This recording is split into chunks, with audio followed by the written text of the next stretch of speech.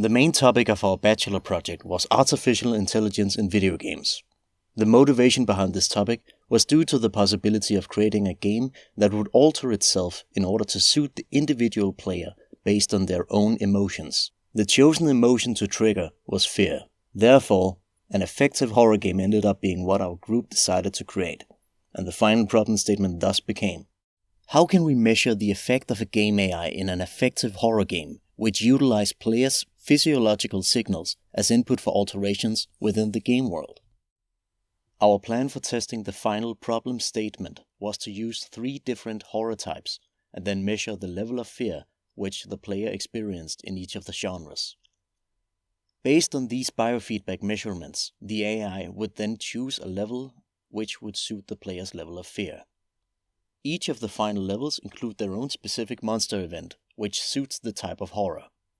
2 versions of the game were created in order to answer the final problem statement: the affective version versus a non-affective version.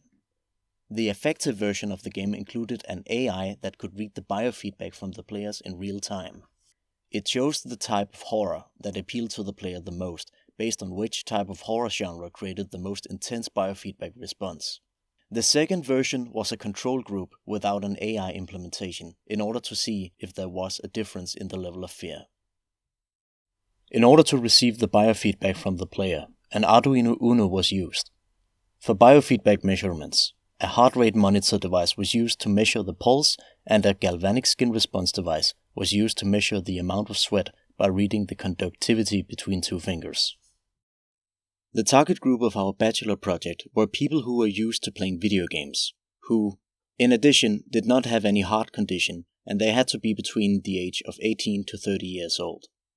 The test participants were asked to fill out a questionnaire. This was used to indicate possible factors that might influence the player's level of fear, and thus their experience with the game. While the test participants were playing, we recorded their facial expressions along with what was happening on the screen at the time. Later, we would use these recordings to help identify visible shocks or audible shocks. It could furthermore be used to correlate the biofeedback data with specific gameplay events.